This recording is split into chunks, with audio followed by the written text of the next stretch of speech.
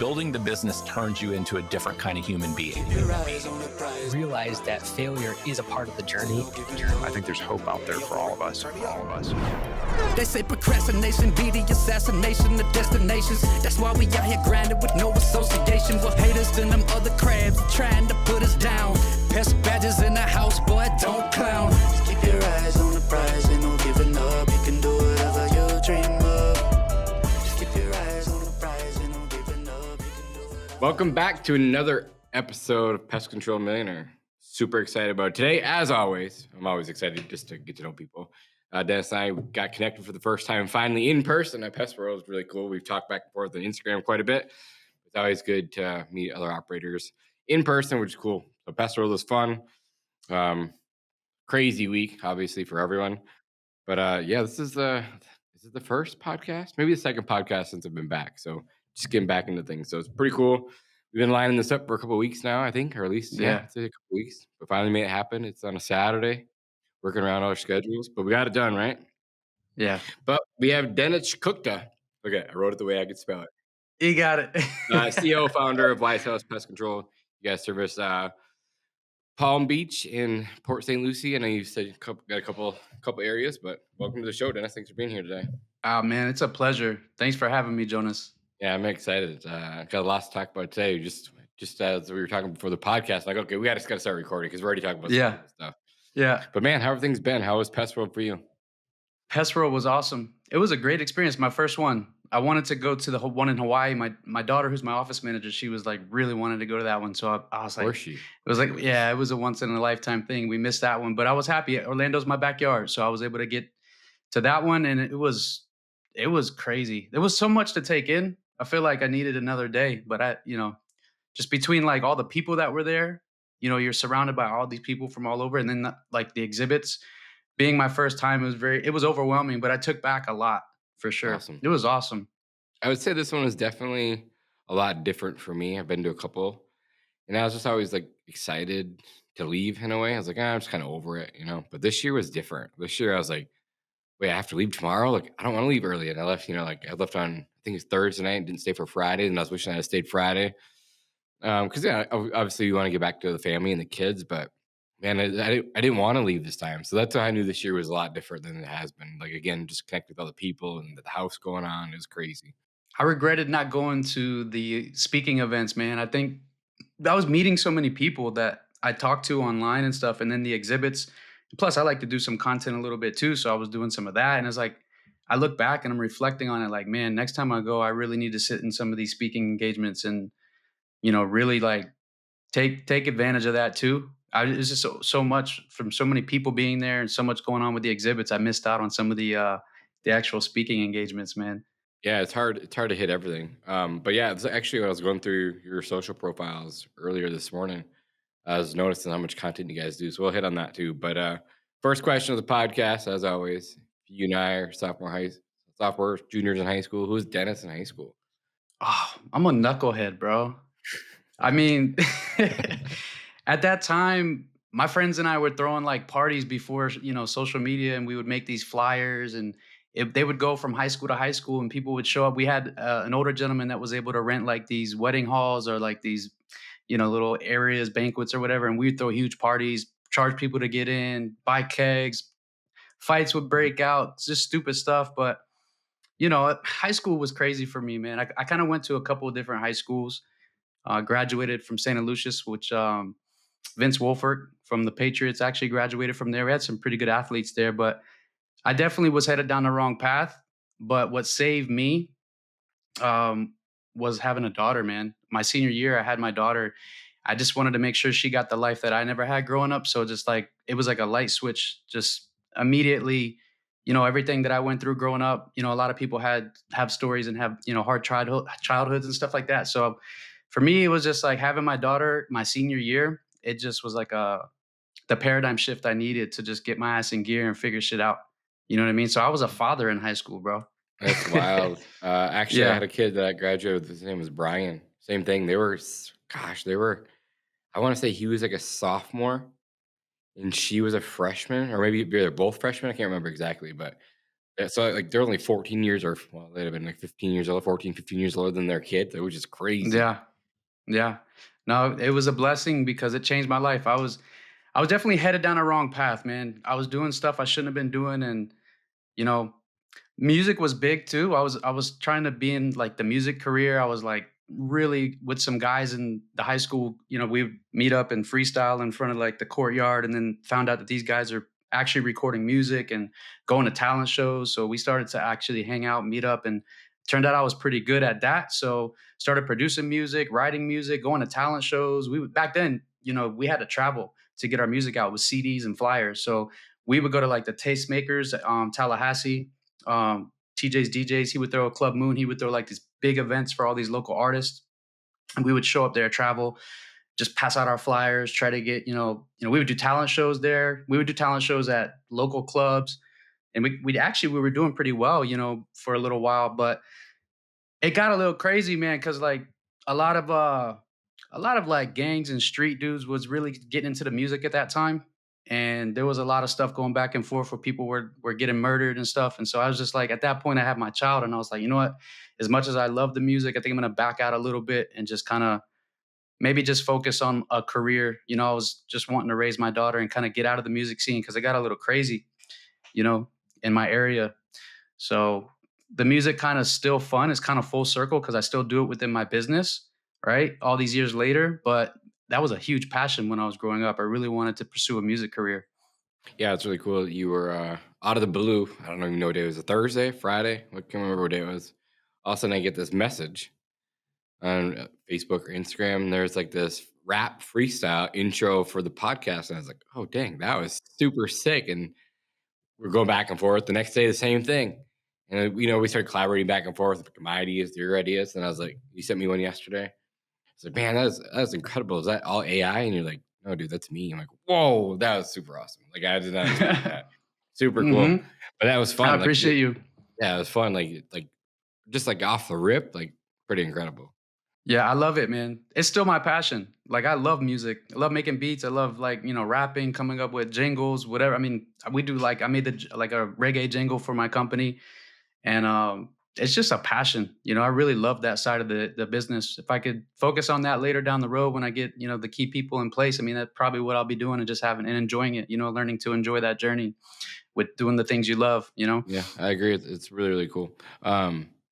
Obviously, you and your daughter have a pretty good relationship. I mean, she works with you now, so that's pretty cool. She's amazing. She went to UCF. She graduated a psychology degree, and she left college and didn't really stay into that career. She actually became an entrepreneur. She went to become an esthetician, started her own business. Super proud. Dad was so happy for her. And then after a while, she didn't stick with that. She came to work for Dad, and within 5 years, I mean, she's a rock star. I mean, like literally, she could run everything within. Besides the service side, I mean, she could just run the office, run the operations. She's super intelligent. How old is she? She's 26. She just turned 26. Yeah, and so she's been a blessing. Now she wants to have a family, and I get it. She's married to a guy who's awesome. I couldn't be a happier father. He's got his own business. He's making tons of money, so they want to have kids now, and she's backing out, going part-time, and it's been a struggle there, trying to find her replacement, because that's obviously no one's going to care as much as your family, And so, that's kind of like, I always had good technicians. Well, no, it was opposite. I always had struggle with the technicians, and the office was always rock solid because of her. And now it's like the opposite. So I'm kind of like back in the office helping her, trying to hire some new people to come in to help with that. But she's amazing. If it wasn't for her and my brother, my brother works for me too. Gotcha. I didn't know that. He was the first hire, my brother. I mean, I needed help. I mean, I started the company. I could only do so much after a while, and I didn't really want to hire. I just kind of was stuck in that owner operator mindset for a long time. And then it got to the point where it was like, this is too much. I need to hire. And my dad mentioned, hiring my brother, but my brother, he went through a lot. He had an issue with substance abuse, and he was sober at the time for about 2 years. And he had a rough go. And I didn't know if I really wanted to bring him in, because I didn't know if it was really going to work out. And I was like, but I talked to a couple people, even in the industry. And I was actually, a friend of mine, actually Luke from Native. It's funny. He's like, what's the worst that can happen? Like, give him a shot. well, what happens? He's family. You fire him? I was like, man, you know what? Let me give him a shot. So he's 2 years sober. He comes in. I don't even bring him in the field, bro. I was like, you know what? You're going to Orlando.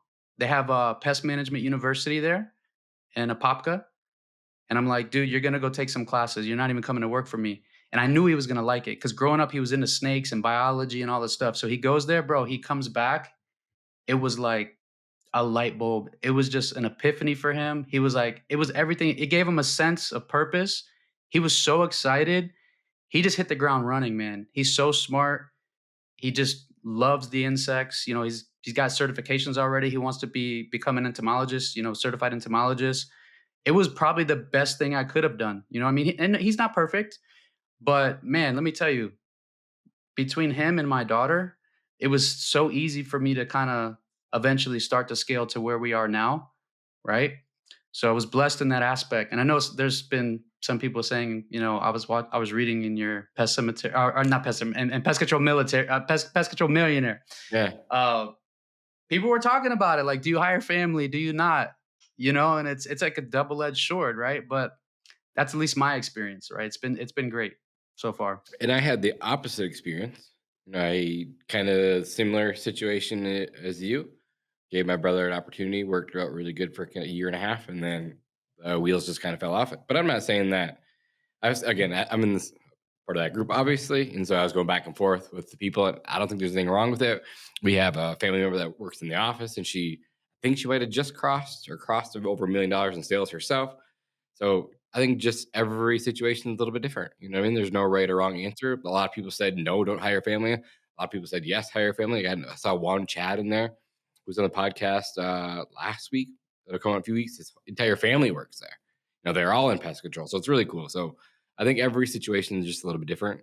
Again, they just have to be held accountable, just like any other employee. They have the same expectations. So once everything's documented, we're good to go.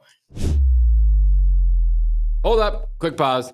If you're on a pest control company or fertilization weed control company, you're not in our Facebook group, you're choosing the harder path. Every operator that's in there is skipping years of mistakes because people are actually sharing what's working right now. So stop trying to brute force your way through growth alone. Search Pest Control Millionaires on Facebook or click the link below. And now let's get back to it. But I'm going to rewind the clock a little bit because we kind of fast forwarded.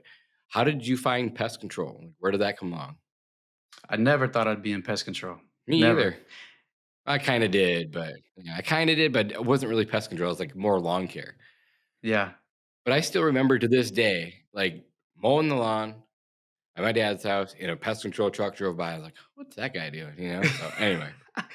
It's funny because I remember like looking at a Terminex building when I was in high school. When my wife now, when we were actually living in an efficiency at the time with my daughter while we were in high school. We were out early on our own, and I remember looking for jobs, and I'm like, man, I got this child. I got to really find a good job. And it's so funny because there was a Terminex down the street, and I looked at it and I was like, I wonder what that's all about, but never looked into it. And all these years later, I still think about that. Like, hey, you looked at that Terminex, and now look at you. You own a bit, right? But you asked how did I get into the business? Man, I was working at Home Depot. And there was a gentleman there that worked for Hewlett, which is the company that I actually ended up eventually going to work for. They're a prevalent organization here in Palm Beach County and even in South Florida. So this gentleman, Ken Knapp, I'll never forget, man. He worked part-time at Home Depot, and I worked at Home Depot. And every day he would come to the paint department. He's like, Dennis, when do you want to come work for Hewlett? I'm like, man, I don't know if I want to do pest control. And he would just ask me. He was trying to recruit me. And one day I was like, how much do they make? And he's like, oh, you probably make like, 50 grand a year, 40 grand or something like that to do like killing bugs and stuff like that. He's like, yeah. I was like, what about sales? I was like, in my mind, I'm thinking I want to sell. I want to, immediately. He set me up with an interview. So I go in an interview with Steve Ryland, who's the sales manager there. And he sits me down, and I killed the interview, but he was like, Dennis, you just don't have any sales experience. Would you ever be interested in doing the pest control side? I was like, I don't know. So I get a call like a week later. And they're like, hey, you want to interview for the pest control position? And I was like, screw it. So I go in, I interview for it. I got the job. And from there, it was no looking back. I was there for 10 years. Oh, wow. And really? I learned a lot. Yeah, I learned a ton there. It was a small family organization. But then they started to grow. I started acquiring companies. Grateful for that, because if it wasn't for them, obviously I wouldn't be where I am now. And if it wasn't for Ken trying to recruit me that worked there, I wouldn't be where I am now either. It was just one of those things. It just kind of fell into the industry, Yeah, it's cool. So of the 10 years that you were there, what position did you hold? Obviously, started out as a technician. Yeah. Yeah, I stayed a tech, but I sold, man.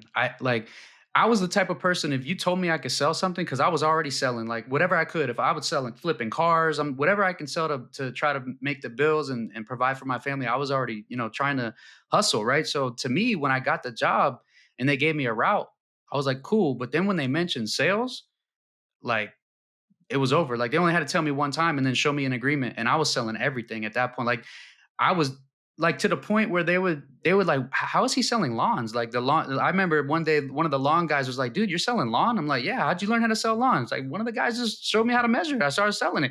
So they're seeing all these contracts coming in as Dennis. And I remember the VP one time, Frank, he comes up to me, he goes, you want to go in the sales division? I was like, yeah, I'll think about it. So they talked to my GM and he was like, at the time, he didn't want me to go over there. So he was like, nah. And then it was okay for me because I was a tech and I was selling and I got to go home when I wanted to and still do, it was a good gig, right? I can grow my route. I can be a tech, start the job, sell the jobs, get the commission, it was all production. So for me, it was like cool. Like I didn't have to go into sales 100%, but I knew that I wanted more. So I started to get the certificates, little by little each year. And then eventually I kind of reached my ceiling there. I felt like, maybe there wasn't much more room for me to grow, right? In a sense. So yeah, I ended up after 10 years, I ended up just leaving, starting my own thing. Yeah. So let's go to year one. You leave there, you go into year one. Walk us through that first year. Like I know you had a name change in there, so like walk me through the first couple years. Look, man, I was really excited to get out and just start. I just went knocking on doors. Like I didn't have any customers. I didn't even know what door to door was at the time, but I knew that I could just knock on doors and there was new construction in my neighborhoods. And, I'm just going into the new construction, knock on doors and just providing the safest, most honest, everything that I wanted to do. Like now it's me, it's my turn. Like I get to build this the way I want. So I learned a lot. I learned what I didn't want to do. I learned what I did want to do. And boom, I did it. Knocked on the doors, got really busy, couldn't really take on any more work. And that's when it was just getting overwhelming. You know, the referrals started coming after I started knocking on doors. The referrals would come like, this guy's, he's great. He's, want to help him out. He's an owner operator guy, blah, blah. So people, they trusted me and I was providing a really good service. And so just referrals from knocking on the doors. And then I couldn't knock anymore. It was just too busy. You're dealing with everything. I didn't realize, I mean, I knew, but I didn't realize until I was doing it that when you own your own company, you're everything. You're the office. You're the sales guy. You're the technician. You got to handle. You got to get an accountant. There's so much that goes. People think they, I want to start a business, and you hear all these stories about how people think they can go out, and then they get out there, and then they realize, there's so much to this. It's not just going out and taking care of your customers and providing a service when you start this business. Yeah, for sure. Yeah, that's just crazy. So like you leave there, you go start your company, knocking on doors, super awesome. And then you said you kind of just got capped out. You're doing everything. And is that when you brought in your brother right then and there? Yeah. And what was the name of your company when you started? So the company was Wise House Environmental Services. I remember I found the logo on 99 Designs and I bought it. It was an owl in the shape of the house. And my wife loves owls. And when I showed it to her, she's like, "Oh, that's perfect." And I just named it cool. Wise House. You're using us, you're being wise, right? Make the wise choice for your house, blah, blah. I was like, this is perfect. So I ended up buying it from 99 Designs. And then I used environmental services at first just because in my mind, it was a stigma. It was like pest control sounds dangerous. Like, let's use environmental services. But then I found out later, you talk about the name change. I'm like, man, for SEO purposes and anything online and trying to really scale, like no one's searching environmental services. And as much as it pains me to be like pest control, I'm like, you know what? It's a business decision. Like it's pest control, but we're still providing the eco-friendly doing, right.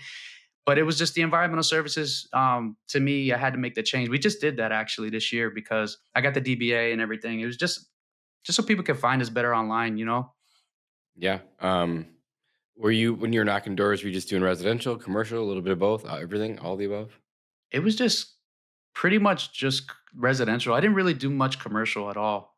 I really don't like commercial restaurants. I mean, I like commercial non-food establishments, but trying to stay away from, I had my fair share of restaurants, man. And it just, Yeah, when people say that we're not going after places that actually have bugs, they're like, "Wait, what? You guys don't go play." Yeah, of course. We don't want all the callbacks. It's like, there's so much work out there. Um, yeah, that's super awesome. So then I'm assuming that's when you hired your brother when things just got kind of chaotic, or was your daughter first? Now it was my brother, and then we brought in my daughter. Yeah, my daughter's been working with us for 5 years, and I think my brother, if I'm not mistaken, is about 6 or 7. I gotta check. Yeah. So Yeah, that's super awesome. So he's been there almost was first year. Was it your very first year that he came on, or was it your uh second year? no, believe it or not, like I scaled to probably about like 150K, and it was probably like into my second year that I brought him in. Cool. Something around What was about that there. like? Yeah. Um man, I was the big brother, man. Gotcha. See the older one? Yeah, yeah. Yeah. So it was like, hey, this is how we're gonna do this. I had my reservations, man. I was really reluctant. I was just so afraid that he would like relapse on me or something like that. But he hasn't. I'm so proud of him, man. Like he's gone on to get married. He's sober now for 7 years. It's so awesome. He's Good for him. yeah, yeah. It makes me happy, man. Yeah, and obviously he's valuable to the company too. But it's just pretty cool. Like, so as your first hire, you're getting super busy. You bring him on in, and then things start to take off. What was like from there? He went more to the technician side. So it sounds like. Did you stay on the sales side? Walk me through that process. We both ran routes, man. Like we both like I put him on the majority of the routes, and then I would sell and build a new route. But he was so like good with termites and identifying pests. He's just into it. He just really dialed in. He's so smart. He's got a photographic memory, reads the labels, remembers stuff. I was like, perfect. So you do your thing. I got him certified in termite. He loves termite. I was just basically trying to grow another route, gave him all the work, just selling, growing another route until we could bring on more people. That's basically what I did, is just rinse and repeat. We grow slow though. We grew slow. Like it was just like very organic. It wasn't like a fast, like it wasn't really super fast. I mean, we're just now starting to really get dialed in because we got so much framework and really wanting to scale now, but just like a slow growth period. Yeah, it's awesome. Where are the majority of your leads coming from now? I know you obviously still probably get a lot of referrals. I'll get to your colors in a little bit. 'Cause your trucks look really awesome too. But where do the most of your referrals or most of your leads come from these days? You still a lot of self gen. Yeah, a lot of referrals. So obviously we're using a referral program, a lot of organic stuff. We're using LSA a little bit, but it's like a spider web. To be honest with you, I can't really say and dial it in on one thing because we have so many different ways that we're bringing in leads. But a lot of it, I would say, majority of it really has been referrals this year. But we dabble in a little bit of everything, to bring in. Yeah, for sure. And we're doing really hitting hard on the text this year on trying to upsell our existing customers on other services. So we have these new templates in our system that the techs every day have to use. They have to send out these templates. Like if they notice they don't have rodent control, or they notice they don't have mosquito control, they notice they don't have subterranean termites, with some bait stations, they send out these templates every day. And then we check in on them every day, and we have a leaderboard on it. And we're just basically trying to upsell our existing customers that don't have other services and rewarding the technicians for it. So we've been really like sales minded, like the culture, trying to get the technicians to buy in and understand the opportunity that it provides for them as we, give them a way to actually, they can even sell. We've been teaching them how to sell, but even on the upsell templates that they send out, even if they don't close it, the minute that the customer says they're interested in it, we give them $20. Like even if we don't close it, if they don't have time to sell it, then that's our job to try to close it. Cool. What software are you guys using? So we're using our CRM is Gorilla Desk. I've been with Chris at Gorilla Desk since day one. I actually talked to him on the phone. He sold me over the phone. That's awesome. Put it that way. Yeah, that's cool. You're OG. Yeah, like I've been with him since probably, I don't know, since I opened. Because I was looking at CRMs before I even started, man. I was like trying to like find out, everything, websites, CRMs, like talk to him before I even really got 100% out on my own. And I got the 2-week free trial, talked to him on the phone, and then I've been with him ever since. That's super awesome. So it's really user friendly. He's always trying to dude. update things and make stuff better. And yeah, it's been good. Gorilla S is great. So yeah, that's what we've been using as far as CRM. But now we're getting into some other stuff. We've been using a bunch of other different platforms. Shout out to Kendall at Clicky. We've been using that. We just started with Bravo. We're thinking about starting with Smarter Launch now. We've implemented a canvassing app for a couple of the door guys. And so we're using a bunch. Slack's been great. We started using Slack. That's been a game changer. So everybody's communicating inside there. We have all these different channels, where we can talk about, we got a pest identification channel. We got a sales channel. We got all these different channels, and we're always communicating, uploading pictures in there. It's really fun. Slack has been a really game changer. Yeah, rumor has it that Gorilla Desk might be having an app for your canvassers as well. Yeah, rumor has it. Rumor has it. I'm excited. I'm excited too. It's gonna be fun. Super awesome. And then, so you're using Slack for communication for your technicians' office. Everyone's on the same page. We love it too. Like we used a different one. We use Pronto. We've had it for probably 5 years. Works really good. Kind of the same thing. Just for everyone to communicate. We have all the different channels, all the different offices on one. Everyone in the same one. But yeah, it's pretty cool. It's lots of communication, running lots of competitions, which is fun and keeps everyone super engaged. I like that a lot. Anything else besides that? Like I said, I know a lot of I'll get to content in a second in your colors. But majority of leads just you get. I should switch to that. Like with your content, you've been creating a lot of content recently over the past 6 months to a year, maybe even longer. I mean, I've been doing. So I shoot and edit and do all that on my own since day one. It's been a passion. Yeah, like the editing, the filming, like everything you see is me. Like no one else does any of that. And so that's like a passion. But it's kind of it's hard because it can be a distraction at the same time because there's so many things I got to focus on with the business, and I can easily, because it's so fun, I can easily quit something that's hard and just do that. And then I realized I'm not supposed to be doing this, right? So I started to bring in an in-house team for that. Now we have an in-house web developer. We have a couple VAs. And so I'm creating the content, but now we're pushing meta ads with it. And we just started that this year, and it's been pretty good. We've been getting some leads with that. We're really going to hit that hard next year because I have so much content. And now that we're building the team in-house, we can really, dial that in. And so I think, that's huge. You've seen what other people have done with social media in our space. And it's really, I think it's underrated. I think a lot of people don't use it. They're just stuck on Google. And believe it or not, the more followers locally that you get, even if they don't hire you right now, if they follow you, they're going to have the intent to hire you at some point. But you can't get them to follow you unless you're creating content. For sure. Yeah. How many days or how do you schedule your content? Are you doing every single day, or you just take it one day a week, or do you make it so fun? Because I know you do a lot of editing for your music, so you're just good at it already. So are you just picking a day or two to go just create content, or you just find yourself doing it every day? It's always on the fly, man. It's like whenever I feel inspired, and then I just I really should get better with that. I really need to make a strict schedule for it. I'm just not a schedule guy. God, I hate schedules. Me too. I hate it. My wife is always trying to buy me these little books to block out my times, and I'm just I try. I literally try, and I'll look at my schedule and yeah, that looks good and it sounds really good, and then I'm so ADD, I'm 100%. I feel like a lot of us that are entrepreneurs have ADD, or it. Even my kids all have ADD. Every single one of them. They're crazy as I am. And then the teacher's always we just had a teacher. What are they called? We had their in school service, whatever they call them, and they asked, one of the teachers asked the last two kids. They said, "Oh, are you gonna put them on medication?" We're like, "No, we're not gonna put our kids on medication." That's their answer for everything. Let's just put them on medication. Let's calm them down. No, how about I hate that. How about you be an adult and be able to handle a 12-year-old kid or a 6-year-old kid? It's not that hard. Yeah, 100%. I'm not gonna go put my kid on medication. Yeah, she's super hyper, but you know what? I was the same way, and I was always walking around classes, always getting in trouble because we're talking too much. Yep. And my parents never put me on medication.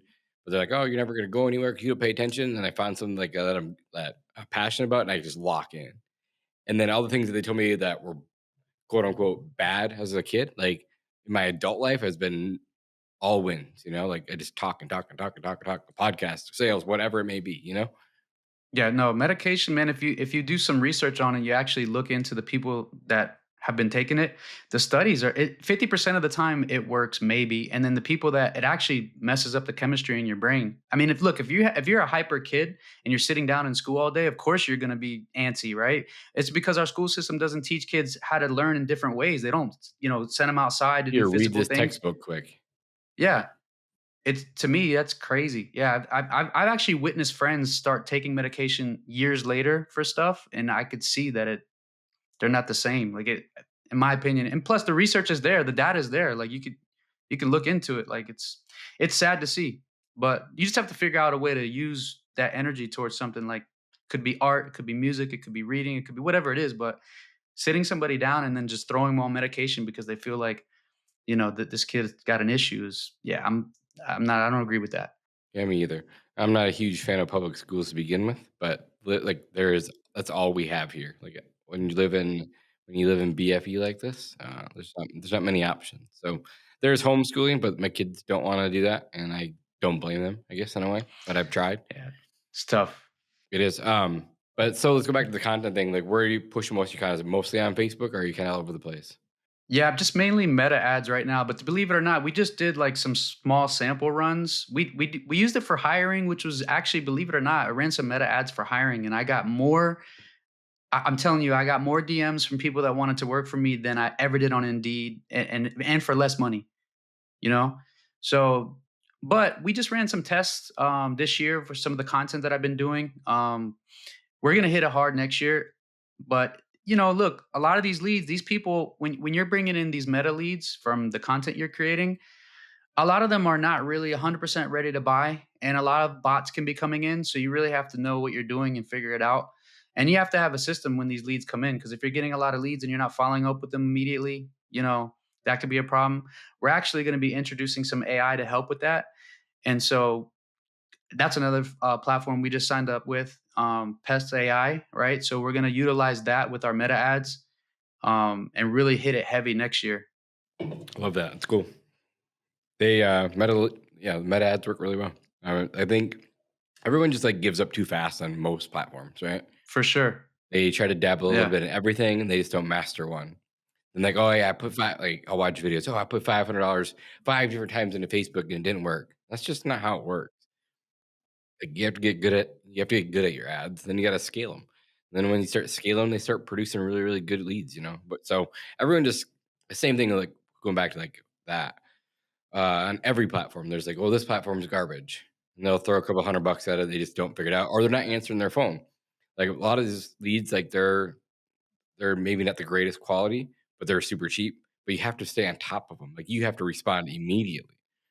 Or people like let them sit in their voicemail or their inbox for 24 hours and expect them to be there and ready for you. Like think about when people are on Facebook, they're scrolling, right?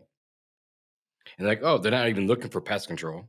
Like, oh, that ad looks like, oh, that looks pretty cool. Let me click on that. So they're scrolling their phone, they click on this button, they click on another button, and they just keep scrolling, right?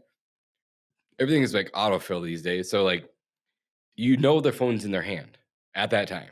That's when you got to contact them, It's got to be that fast. But that's why Meta's so good, is because everybody has their phone in their hand. Absolutely. It's different from Google. Yeah, Google's high intent. Like people are actually searching like pest control near me. And then they call you and it's way different. It's just a whole different type of ad platform, Yeah. So the meta stuff we're going to hit hard. We do some door stuff, not a lot. We don't consider ourselves a door company. And the people that help us with the doors are trained in the field, and they do more than just the doors, and it's year round. So we have a couple guys doing that. So it's like I said, a spider web of different ways that we're bringing in, our leads, and just trying to finish out building the foundation the rest of this year, so that next year we can really scale. Yeah, and it was yesterday morning. I think you reached out to me and you were all fired up because you had you had to go quote a big complex. You were super excited about it. Tell me about that. What happened was one of my door guys was in a community, and he sold one, but that lady mentioned us in their local group. Facebook group, and it was just nonstop. Yeah, I mean, we were there for like 2 days straight. I love that. Yeah, it was great. Do you deal with a lot of HOAs down there? We do have some. Yeah, actually, I have a big HOA account. I have about probably a handful of them, bomb. But you don't live and die by those, because I don't really want to just lose one of those and almost all my revenue's gone. So, I try not to get a lot of HOA accounts, but they're like icing on the cake, with the residential stuff. Yeah, we have a handful. Don't do a ton of it. One of our accounts is like 600 homes, an HOA community, actually. So I mean, you're sitting there for just have a couple technicians sitting there for a couple days straight, hey? I got a guy there every Monday, Wednesday, Friday. That's incredible. Yeah, that's cool. Yeah. But yeah, like say, but if you lose one of those and you built your whole business around that, it'd be tough. Like say you lose one or two, it's like oof. Yeah. It could be tough. So can't live and die by those, Yeah. So what the majority of your it sounds like all of your work is residential, a little commercial. Yeah, 90%. I mean, and then we have some termite renewals, a lot of termite renewals, a lot of termite work, but pretty much all residential for the most part. Yeah. Were you born and raised there? Yeah, I was born here. I was born in St. Mary's Hospital, which is in Palm Beach, Riviera Beach. And then from there I moved down south. My mom and dad had split up. But dad actually went off to prison at an early age when I was a baby, and my mom raised me as a single mom. And we ended up down in like Miami a little bit, and then in Hollywood. Kind of moved around a lot. My mom was, I had a crazy childhood, man. I seen too much. By the age of 11, what I had seen, probably most adults hadn't even seen in their lifetime. My mom, she was, again, like my brother, had substance abuse problems. She tried, but she was heavy into drugs, and she just dated the wrong people, a lot of domestic violence. We moved around a lot. I would either stay with my grandma or with her. And then I would be like, just felt bad for myself because, I was in that position, and I was just hitting the streets, man, at an early age, like just doing a lot of crazy stuff and seeing a lot with my mom and the boyfriends that she had. And I think, to be honest with you, that's why I am, who I am today. I remember telling myself when I was a kid, like, I'll never put my kids through this. I remember sitting on a bed one day, just asking God, like, why am I being put through this? If I have kids, I'll never do this. And that's why I said when I was in high school and I knew I was going to have a child, that's when like everything just switched. It was like, all right, this is what it was meant to do. It's time to give, your child the life you didn't have, Yeah. Do you have more than one kid? I have two. Yeah, man. So my youngest one is in high school. She's a senior. And it's funny because they both, two girls, and they both went to the same high school and graduated. They're graduated from the same high school as me. It's crazy. That's cool. Yeah, I love them, man. They're awesome. Yeah, I think we talked about that at Pest World. I have 3 daughters. You had 2 daughters. It's pretty cool. Like a girl dad. Yeah. No, I wouldn't have it any other way. Yeah, me either. I think obviously my girls had me wrapped around their finger, but if I had a little son, it'd be way different. But one day you'll have grandkids, and you'll probably have a grandson. Probably, which would be fun. My daughter's she's gonna have some grandkids soon. Yeah, my daughter's 15. Oh, you're not too far off, bro. No, I know. I actually got a call yesterday from the principal at like 8:00 at night, and I DoorDashed my other daughter some food, and so I thought DoorDash got lost or something like that, and so I answered it because it wasn't in my phone, and I was just like, "Hello," and he's like, "Hey, Jonas." I was like, "Yeah." He's like, "Oh, this is Principal so and so," and I was like, "My daughter's like the absolute like best student in the world, like seriously, best kid ever." And I was like, "Oh." Like now I'm like, what the hell is going on? Like I started like almost panicking a little bit. Like my heart like started racing fast. Like, it is 8:00 at night. Like what the hell, He's like, "Hey, I just wanted to let you know we had a little incident at school today." I'm like, again, it's 8:00 at night. Like school was done at 4. I haven't heard from my daughter. Like, she was at her mom's house. And I was like, "What's up?" And he's like, "Well, we had one of our students pants another student in front of her." And then I was like all my stress just like went away. I'm like, yeah, okay, I was like, I can handle that. You know what I mean? I was like, and I kind of started laughing a little bit. He kind of chuckled too. He's like, he's like, obviously I have a smile on my face because you do. But he's like, I take this very seriously. I'm like, no, I understand. I'm like, it's high school. I mean, I bet we've all been there. Things happen. And so I called her and I was giving her a hard time. And I was like, "Hey, Mace," I was like, "How's school today?" And she's like, and I have a smirk on my face. And she's like, "Fine. Why are you smiling?" I was like, "I was just wondering." I was like, "What happened?" And she's like, "Well, I saw something that I wish I never would have saw before." And so I kind of chuckled a little bit about that, but just, yeah, It's part of life. Time You goes know? by like that, bro. It does. I know. You Like, I close your can't eyes, believe you'll she's be a in college. sophomore already. Like, it's Yeah. so crazy. Like, she's starting her sophomore year wrestling. Like, after this year, there's only 2 years left, which is crazy to me. That's cool that she wrestles. It's funny because my youngest wanted to wrestle this year. She actually, I signed her up for jiu-jitsu. She tried that, but she didn't like it because she said, "Oh, they're too sweaty. I didn't like the sweat, Well, whatever." wrestling's And the then same. yeah, and then she wanted to do the wrestling. I was like, "It's your senior year. You do something." And then there's either because she's done volleyball in the past, and I was like, "Hey, do it. It's your senior year. It's the last year of high school, so you got to do it." My oldest one played soccer growing up. Oh, really? And she was really, I was very athletic too. Like sports was so like, I was passionate about. I played baseball, I played basketball, I still play basketball. I love basketball. I love sports, man, just playing sports, being active. But my two daughters, my oldest one, she got the gene that, kick for the sports. She was playing the soccer for a while, but she stopped playing the soccer. It was just, she was really good, but she wasn't the type of person that liked the confrontation. So. Right. What are the next 3 to 5 years look like for you? What are your plans? I know you got some big ones. And then I have a follow-up question. Like, I just thought of too. Man, I really want to get this company to start, not only running itself, but growing on its own because I'm getting older and I want to spend time with my family. I want to spend time with grandkids that I'm going to have soon. So the goal is, really to just get this framework finished out, get the right people in place, have the right people on the bus, delegate as much as I can so that, the next 3 to 5 years, we can obviously scale and the company can run on its own. But more importantly, I want it to, grow on its own. So right now I'm kind of just trying to reverse engineer that, trying to figure out like, what is it going to look like, 3, 5 years out? Who do I need, now? Who can I bring in now so that I can put them in the right place? And I'm just thinking about like what it looks like at, 5 million, whatever, 10 million, like who am I going to need? What's that going to look like? And I'm just trying to like I said, reverse engineer it and bring those people in now, provide opportunities, promote even techs from within and give them the vision of what they can do. I've been telling my techs, like, look, I can lead a horse to water, but I can't make them drink. I have an abundance of opportunity here for you. And I sit them down and I show them like, if you do this, you do that, you can do that, you can make that. And it's sometimes maybe unfathomable to them or whatever. Like they look at it and they're like, wow, like I can do that. And some of them won't do it. Some of them will. So just basically just trying to build the framework, man. That's cool. Yeah, I think you can't force every single technician into like a management or a leadership or owner. So some of your best techs just want to be techs, and there's nothing wrong with that. That's what they love to do. Why take them out of something they love to do, force them into something that they hate? It's the people that are going out of their way.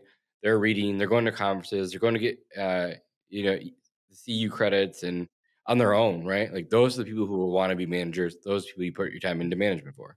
Yep. I made that People I see mistake, all the Jonas. time. Yeah, for sure. Yeah. I made that mistake. I poured my heart and soul and mentored people that didn't even want it.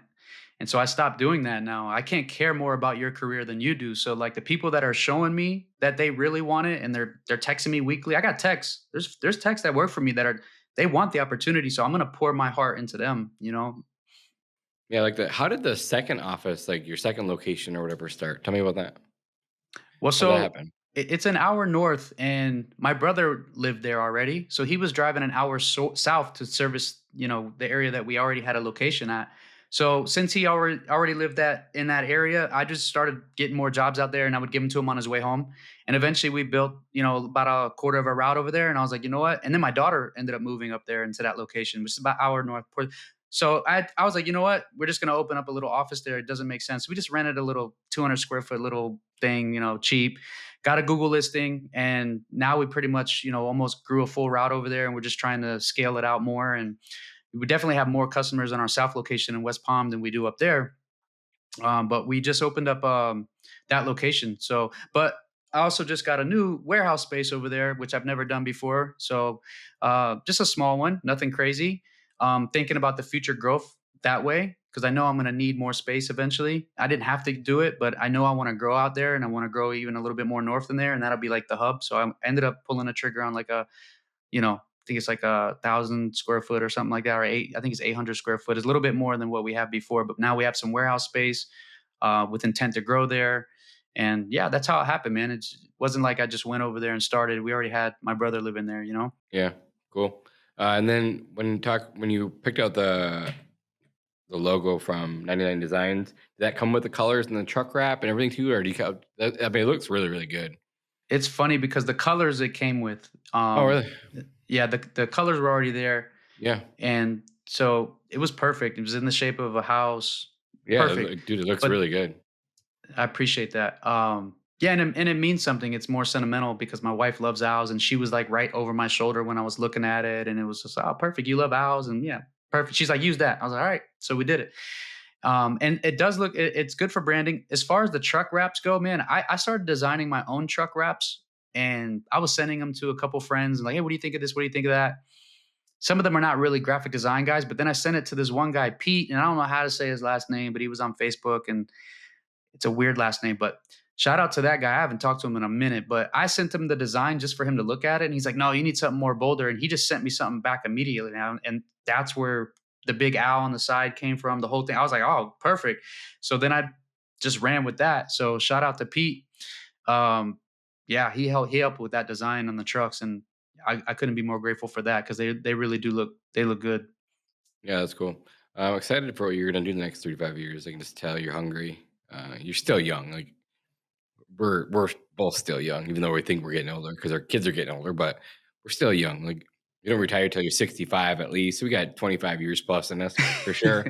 And I don't even know what I would do. So I don't know. Who knows what the future looks like with AI and little crazy stuff we have, robots we have going on. Like who knows?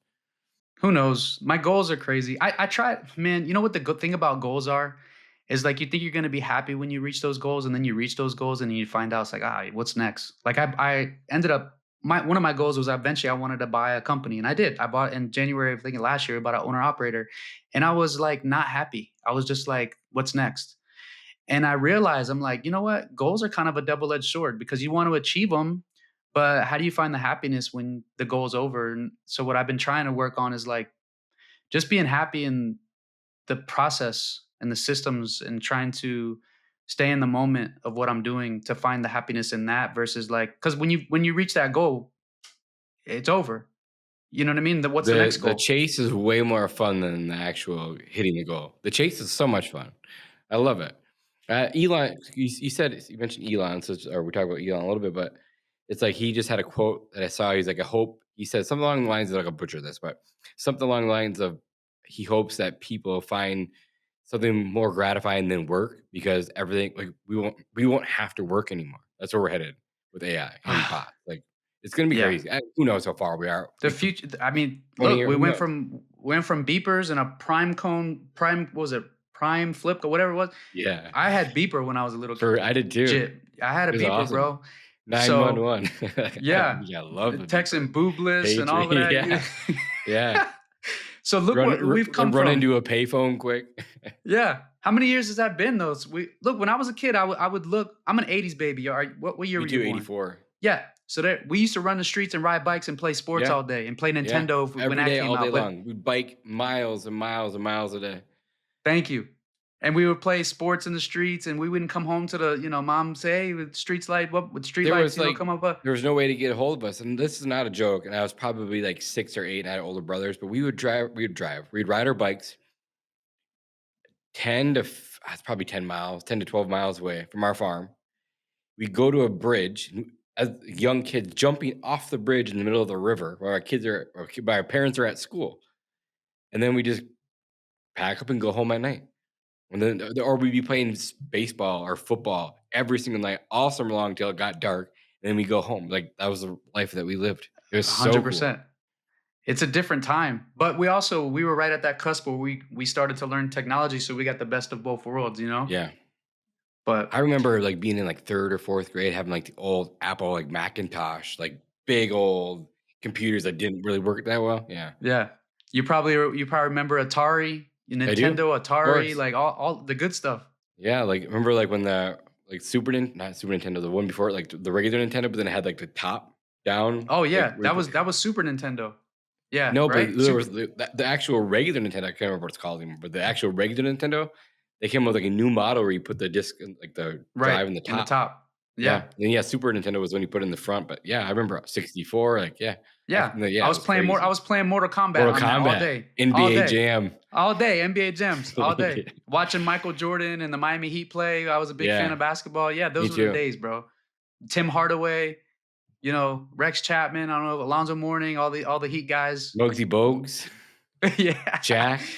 The good old days. Yeah. That's cool, man. We can relate on that, It's different, man. Yeah, we're going on over an hour already, which goes by super fast. I told you I didn't even realize it. I know, and I didn't we're both realize. busy. But I have a couple more questions. Are you much of a reader at all? Do you like to read? Do you listen to audio? Man, it's hard for me to read. I try. I always pick up a podcast guy.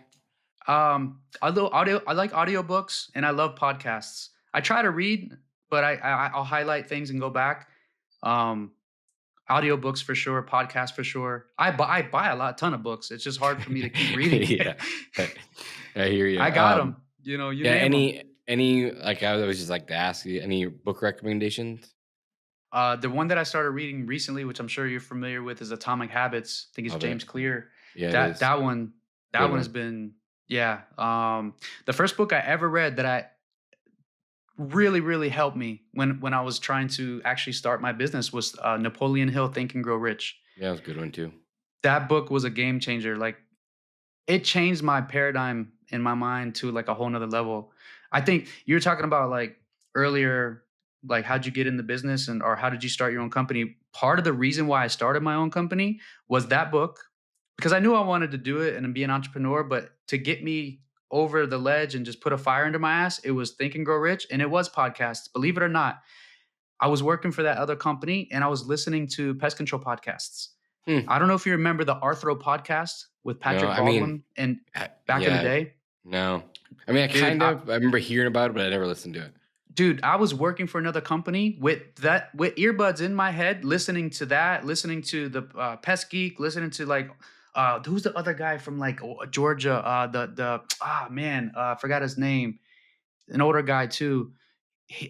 Lee. No. Anyways, I was just listening to all these pest control podcasts, which is funny because, here I am working for another company and I'm listening to pest control podcasts. But like you said, you touched on it earlier, the people that end up, succeeding in your organization or maybe going to start another company. These are the guys that are listening to podcasts, reading books, going to events, right?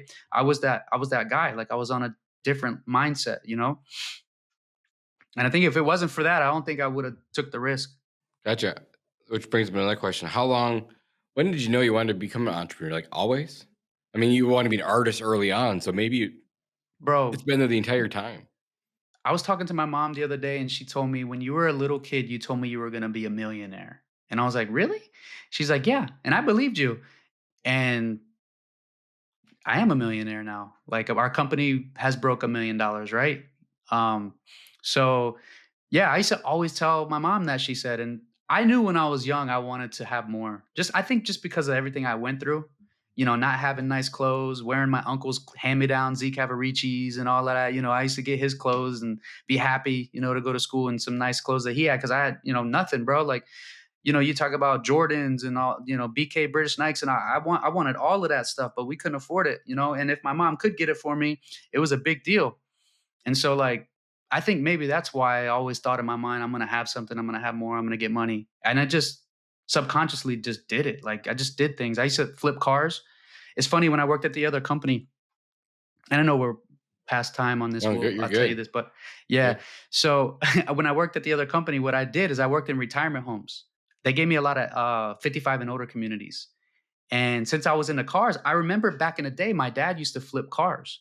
And I was like, man, all these old people have these cars just sitting in here. So I would just start asking, hey, do you want to sell your car? Do you want to sell? And then it got to the point where I would buy some and I would get them cheap because they're old, people, and they got low miles and they're good. Dude, and I started flipping them, right? And then I started leaving notes in all the retirement homes. I remember my manager calling me one day. Awesome. You got to stop leaving the notes on the cars. I'm like, why? He goes, because the old lady just said that you left a note on her car and you're trying to buy her car. I was like, oh, my bad. I won't do it anymore. So I actually got in trouble for it. But it got to a point, dude, where I was selling so many cars, I had to put titles in other names. I had to leave open titles. And they were all from old people, man. And that's actually how I bought my first house, was flipping cars before I even started my own company. And to this day, I still tell my techs to look out for cars. I'm like, hey, if you see some, in the retirement home, let me know. I'll throw you some money. And so like, dude, I was just selling cars like crazy. And I had a niche because I was getting them from old people. And I would make anywhere from $1,000 to $2,000, sometimes $3,000 a car. Cause some of them I would get for nothing.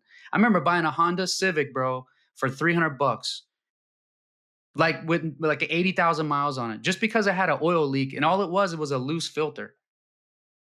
I mean, so I that was remember I it. got one of my first pest control trucks from a old folks' home. It was like a 1998 or 1999 Ford Ranger, had 33,000 miles on it, mint for $3,000. 'Cause same thing, old folks home. They're just, I think they passed away like the day before, and they lived out of town. They just want to get rid of it. They had posted it somewhere, or someone told me. I think they might even have called me because we were cutting the grass there. Went out there and bought it that day. I swear to God, I gave it away this year to one of the workers that works here. I Bro, just take the dumb thing. any vehicle that we've had in our family, we've purchased in a 55 and older community. Bro, my oldest daughter, I made her go for a week with me leaving notes in 55 and older. And she got to the point, she said, Dad, it's not going to work. I need the car. I'm like, just give it some time. The last day we went out, we had 2 different people wanting to sell the car because they had to go back snowbirds. And we Yeah. got her first car. It was That's incredible. That's smart. Yeah, bro. And I always tell people to do it. I'm like, but no one's going to really do it unless they really have the ambition. But I even told a tech one day, I'm like, bro, you're in all these 55 and olders. You want to make more money? Because he was talking about a side hustle. I'm like, bro, ask these people if they want to sell their car. And he's like, really? I'm like, yeah. And I think he actually got one. I think he got like a Ford Ranger or something, but not on the level that I like the way I was doing it. But yeah, if you're a tech and you're listening to this right now and you want to make extra money, you don't want to start your own business. If you're in these 55 and older communities, ask these old people about their cars. I'm telling you, man, it makes some extra money. Love it. Your mom, yeah, it sounds like you still have a good relationship with her. I mean, yeah, I got a lot of resentment there still, but I still sure, love her. yeah. I mean, She's still your mom. You only get one. Still my mom, only get one, but it's brought a lot of strain on my marriage. She's kind of sober now in a sense. I mean, she's in a home now, and she was in a bad accident. My mom's been through a lot. My mom was shot. My mom was hit by a car. Mom, you name it, right? But she has a really bad hip problem now, and she was in like a rehabilitation facility for a long time. And I think now she's out of there and she kind of has her own little place, but she's still dealing with the hip issues. But she's not on the hard drugs anymore. I mean, she's trying to build a relationship with me now again, and it's cool. But it's just it's tough. We're not really close. Yeah. Yeah. But I would never change my life. Everything that I went through, it made me who I am, man. Like I'm grateful to have those experiences. So I don't want a pity party. I don't want people to look at me and be like, look, everybody has their own story. Everybody's been through stuff. I don't even really like to talk about it much, to be honest with you. I think it's kind of cliche in a sense because everybody's been through something, Absolutely. Some worse than others, you know, but it makes us who we are today. There's no doubt. Yeah. But I still talk to her. Still definitely have love for her. We're not really super close, but yeah, we'll probably rekindle in a sense a little bit more here down the line. She's getting older. Does she have any relationship with your kids at all or no?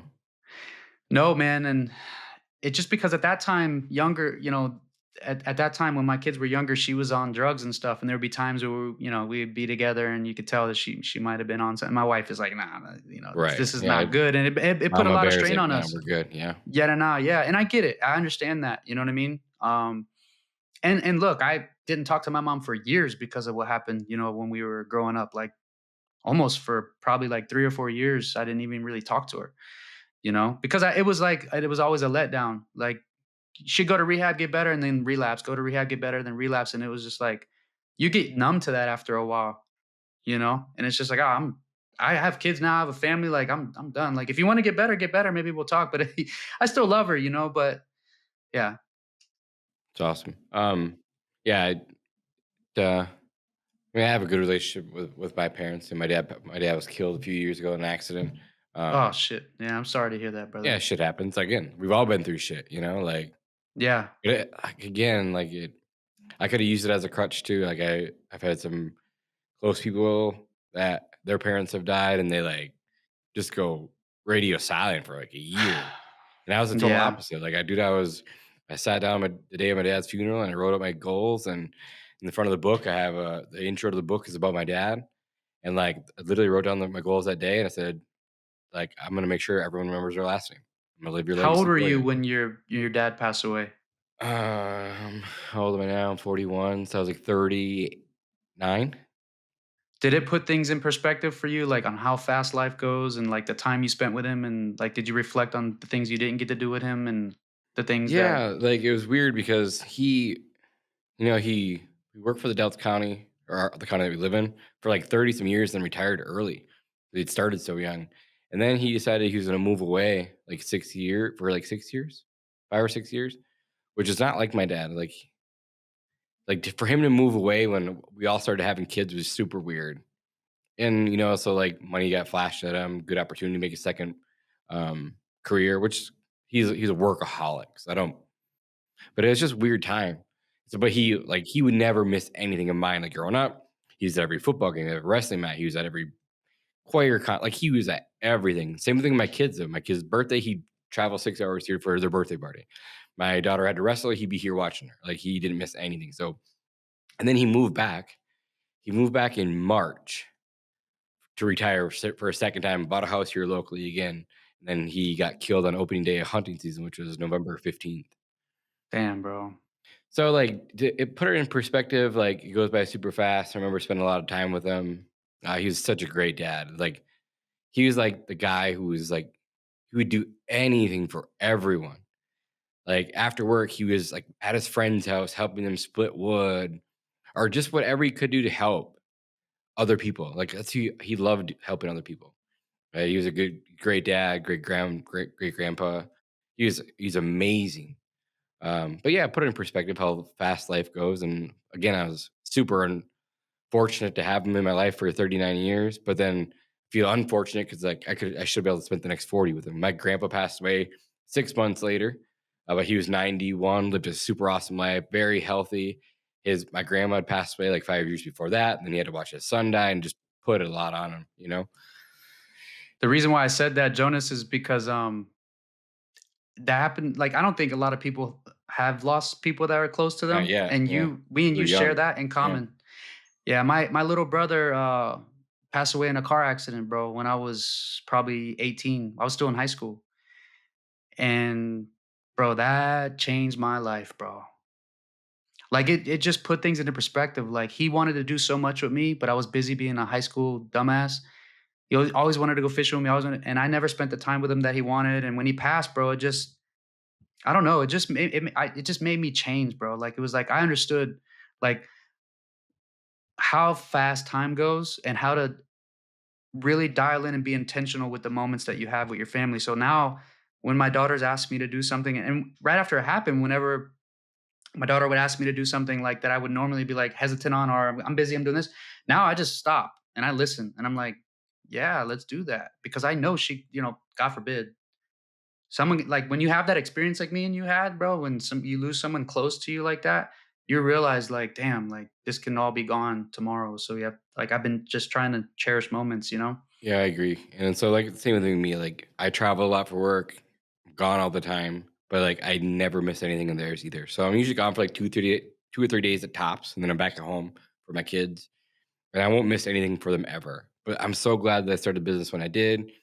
I'm not glad that my dad died. Don't take it that way, but it lit something in me that I don't know how to explain it, dude. Like I was already lit. Like I was just different. But that, like, it just sent a new fuel for me. So like everyone's like, dude, you exploded. And some of it has to do with like, I've been doing this for 15 years and momentum finally caught up. And then Do you ever get like he's watching you and you feel like so that happened because of him? that's where I was headed. That, So that's what happens to me all the time. like I feel like I should knock on wood, but I almost feel invincible, like unstoppable. Like because now I have like a guardian angel watching over me where I feel like I'm invincible. And whether that's just something that's in my brain or whatever you want to call it, but it feels like most of the decisions that I've made, seems like I'm always asking instead of the 8 ball. I'm asking my dad like for help and guidance, and seems like I've just been batting a really good average. Bro, And listen, he's like he's there. put so many people. watching. Yeah, he's put so many good people in my life. And 100%. He's watching you. He's putting you in positions. I firmly believe it because I'll tell you a quick story. My brother, he passed away and he lived in an area with my other brother where they used to catch snakes when they were kids, right? I was selling one of the cars that I told you I was buying and selling, and this kid hit me up. He's like, "Hey, I'm a single dad. My girl's leaving me. I need that Chevy Caprice you're selling, bro. Can you do it for $2,000?" I'm like, "It's 3,500. I can't do it." He's like, "Can I just look at it?" So I went over there. I let him look at the car, and he goes, "My dad's got to come look at it with me. He lives up the road in this neighborhood." Lo and behold, where my two brothers grew up, because we have different dads, same mom. And I was like, "Wait a minute, you grew up in that neighborhood?" He's like, "Yeah." I said, "Did you know Anthony?" He looked at me, his eyes just got big, bro. He goes, "Anthony and I used to build tree forts together. He was my best friend." I was like, "Bro, the car's yours. How much do you want for it?" I got goosebumps thinking about it right now. Crazy. Yeah. One of the guys that still works for me, he's an awesome guy. He was losing his house to the bank. And the next day, he was going back to the bank in foreclosure. And I went to the bank. I paid cash for the house. So we didn't go into foreclosure. I bought the house cash. Got to the house, needed to be cleaned out, needed a lot of work. But my dad was home that summer. We spent a whole month together, almost every day after work, working on the house together. Spent a lot of quality time together. So everything happened for a reason. Like, you got to spend the entire month together, and he never would ask for a dime. He didn't need the money, but I know, like, when I sold the house, it's probably, I would say less, like 4 days before he passed away. I sold the house, and I went took a stack of cash and I dropped it on the countertop. And he's like, "No, he's like, I cannot take that." It was a good amount of cash, you know. He's like, "I can't take that from my dad." I was like, "I don't need the money, take it." And like, he literally like gave me a big hug and started crying. And the last thing that he texted me was, "I love you." Ah, And so I have that saved in my phone. I have some voicemail saved in my phone that I just listen to every once in a while. And then it's crazy to talk about this, but I'm always vulnerable. I don't care. So like, I've only had like 2 dreams of him, maybe 3. Can't exactly remember. But I remember like a month ago, and I don't remember the exact dream, but I woke up crying, which I've never happened in my life before, ever. But it was like a happy cry. Like, I got to see my dad for like in my dream, and I just woke up and I had like tears running down my face. It was like something I'd never experienced before. And not that it was good or bad, but it's like I got to see my dad again. I was like having conversations with him, and then I woke up and like tears were like rolling down my face. Like, holy crap, that was crazy. You know, never had that happen before. it's your guardian angel, man. I think my brother's my guardian angel. There's been a lot of situations where I've been like, that was because of my brother. Like, he would be working with us. It would be my two brothers right now, both of them, Anthony and obviously Rob, who's working with me now. I always think about that. I'm like, man, if he was still alive, he'd probably be killing it with us right now. Yeah, You know, and but I know my dad would be proud. He was already proud. Like, everyone always tells me that he would be super proud. But of course, man, come a long way, bro. He's yeah, your guardian angel. it is. So like, it's like people like come up to me like, "Oh my God, you look just like your dad," or just like the way you talk, or your mannerisms are like the exact same. It's just cool to hear, you know. Your dad wasn't an entrepreneur at all. Do He you think was, you which is got like? funny. So like, he worked for the county, but on the side he was a horse farrier, so he like shoot horses. And so he wanted to buy 2 different things. So he wanted to go buy a gas station, which should have been, he could have like 30 grand. And my grandpa told him no. And then he wanted to go buy like this feed mill, which should have been massive opportunities, like $20,000. And my grandpa told him no. So then my dad started building houses on the side with my other grandpa.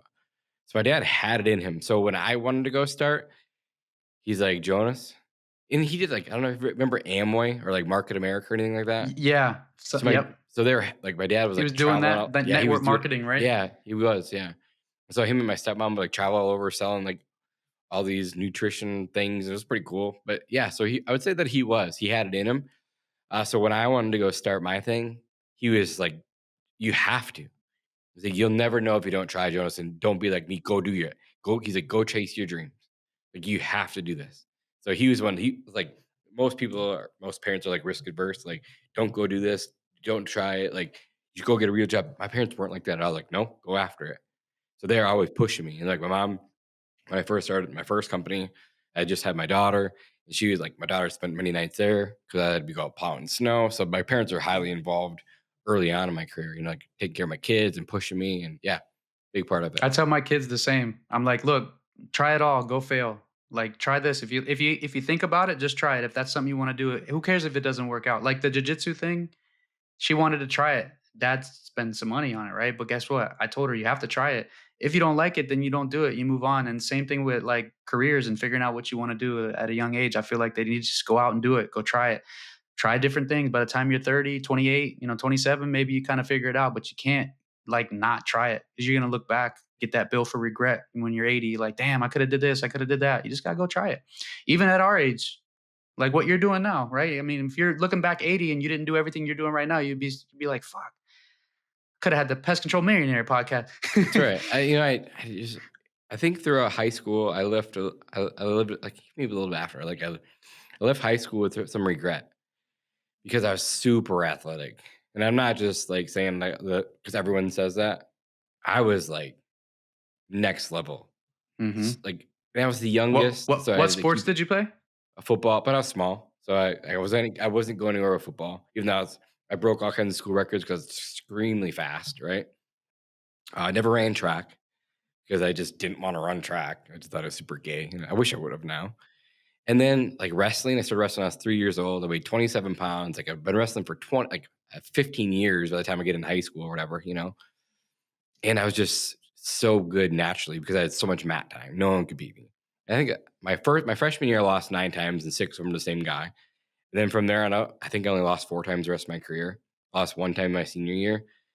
But like I didn't win the state title until I was a senior because I just didn't put in the effort. Like I was chasing girls and having fun. Not that I didn't work hard because I worked hard, but I wasn't going to the gym before school. I wasn't going to the gym after practice. Like I was just resting on my laurels and just because I was so talented naturally. And so like finally like my junior year, I lost in the finals. In my senior year, I was like, I will never live with regret like that again. So I went all in my senior year. I was going to the gym before work, which I had to be at work for like 5 a.m. And I go to the gym, I go to work, I go to school, then I go to practice, and then I go to the gym again. And I got super dialed in. My one loss my senior year was a kind of a fluke thing. It happened, but whatever. And then I just never wanted to feel that way ever again. I never wanted to feel regret ever. So now it's just like you just got to go all in, and everything that you do, just be the best at whatever you're in. Fucking go get it. Go after it. Yeah, I feel that way. Really, really good at it. I feel like I'm losing time. Yeah, just want to do it now. Like, don't. Yeah, just do it. You just got to just do it. Yeah, so like just go fucking do it. With like my dad, like everyone's like, you're getting so much done. Like I said, some of it has to do with just like time and put in the effort. But then like the last 5 years, like, man, I've been locked in, like really locked in. Yeah, like, see I work so hard. People don't see it behind closed doors, but I don't quit until like 9 o'clock at night, 10 o'clock at night. My brain literally shuts off. But from like 5 o'clock in the morning until 10 o'clock at night, I am dialed. Nobody understands how much it takes. Quit. Yeah. I can only imagine with everything you're doing now. I know what it takes just to do what I'm doing. Plus, seeing what you're doing, I can only imagine, bro. And to be able to shut off at 9, I don't even know how you're even doing that. My brain just it just shuts off. And not every night it's at 9. It's usually like 10. Yeah. I should take 10. But it just shuts off. Like it's just like sponge. But there's nights like I'm up till midnight or 1 o'clock working, but I'm more of like a 4 or 5 o'clock in the morning kind of guy, like getting up super early. Yeah. Get up super early, get all my stuff done, and then I'm grinding all day long. And then by the time like 9, 10 o'clock, my brain just shuts off. Yeah. That's cash, if you're getting up that early, for sure. But I've always been a morning person. Man, we said we were stopping this a half hour ago. Here we are, hour and a half into this podcast, and we're still ripping. It's been so much fun though, bro. I feel like we're not even on a podcast. I know. So much going on. Dude, you're inspiring, man. I really I get like fired up for watching guys like you, man. It really motivates me. So, man, thanks for having me on. I get texts like that all the time. One of my buddies like said the same thing the other day. And I'm like, I'm just me. Like, I'm not trying to be special. Like, I'm just me. Like, and I've always been the way I am. And I always want to give back to other people. I want to see other people win. Like, that's what the podcast is for. Of course, I get to learn at the same time. But again, I don't take any money for the podcast. I do it because I love connecting with other people. I get to learn from studs like yourself in the industry. I get to connect really well with people. Like, I love it. Yeah, but for guys like me to be able to talk to people like you that are doing so well and are so far ahead in the game, it's inspiring and it's motivating. I like to talk to people that are doing better than me. You know, I always want to surround myself with people like that. It motivates you to do better, you know? So yeah, bro. And I don't know what you're doing, but I'm sure it's, well, I think we talked about it at Pest World. It was like, what are you doing in revenue or something like that? I forgot how many locations. I know it's a lot. Yeah, we have, technically, I think we're at 6 or 15 locations with 2 more opening, or maybe at 16 locations with 2 more. I don't know, something like that. But yeah, the goal is from here on out is to open, 5 locations a year for now, for the next few years, and then it'll probably be like 10 going forward a year. Yeah. Bro, there's so many questions I want to ask you. Maybe we could do it another time and we'll just talk. But I want to pick your brain so hard. Like there's so much I want to ask you. Because I feel like you've been doing it in a short amount of time. I mean, I had my business for almost 10 years, but we've been growing super slow. And now we're trying to scale. How long have you been doing it? This is our 5th year. Bro, that's freaking crazy. Again, but I had a previous business, that I did for 12 years in the service industry. Had some amazing mentors along the way. I got very lucky. They taught me a lot. And so everybody's on their own journey though, right? Everybody's on their own journey, growing at different, speeds and ways. I feel like my goals are so big. I think we talked about this before, maybe before the podcast. I don't remember at this point, but my goals are so big that I feel like we haven't done anything yet. Like I literally feel like we just got started. The momentum just started rolling. Like we're on a good path now going forward, but yeah, I'm excited for what the future is going to bring. Yeah, I'm the same. I feel like I haven't accomplished anything. So much. I got so much more to do. And even with my mentor, as large as they were, and he exited and still has a couple other businesses. Like, I asked him a couple years ago, I'm like, when's enough? He's like, I don't know, because I'm not there yet. He's like, every time that I think there's enough, there's always another level. Then you get into like Jamie Dimon levels, you get Elon levels. Like, dude, every time, yeah, it's crazy. But you have all those locations that you have where you set somebody up there, they're running those on their own, or like how dialed in are you, or do you have like a regional manager or something? Yeah, we have a regional manager, and I have a pretty awesome team. Again, this is obviously not all me. A lot of my ideas, a lot of execution, but dude, I have such a great team. I could not do anything what I'm doing without these guys. Like I have a killer team, especially like my core. Like, God, they're so good. They're so good. And that's the hardest part, man. Finding I never even take credit for it. Like I give them all the credit in the world, dude. Like they're so good. Man. Well, listen, I'm excited, bro. I can't wait for you to hear the finished result of the song. Me too, dude. Yeah. Hopefully that song is on this podcast when it drops. That's the goal, right?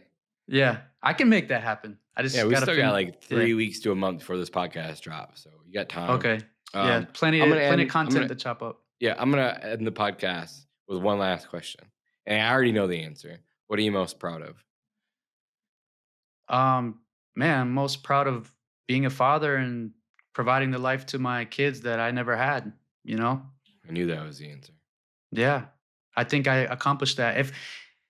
If I was to die tomorrow, I know that I provided the life to my children that I never had.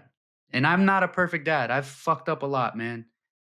There's some things that I wish that I could take back, and I can't. But I know that I've provided a better life for them than I ever had growing up to this point. Yeah. Well, dude, you're a stud. Appreciate you. Look forward to what our friendship's gonna be in the future. It's gonna be a good one. Thank you, Jonas, man. Yeah, thanks for being with us today. I appreciate it, bro. See you, dude. Later. Bye. Hey guys, thanks for listening to another episode of Pest Control Millionaire. We don't charge any money for the show, but the podcast isn't free. Please like and subscribe and give us a 5-star review in your favorite podcast app. This makes a huge difference for us. If you have any specific questions about your business or your personal life that you'd like answered by me or any of my podcast guests, please send an email to info@pestcontrolmillionaire.com. And if you want to get in touch with me about our marketing class, we do a live version every Thursday night. Check out our website at pestcontrolmillionaires.com. Thank you guys for listening. I'll see you guys in the next one.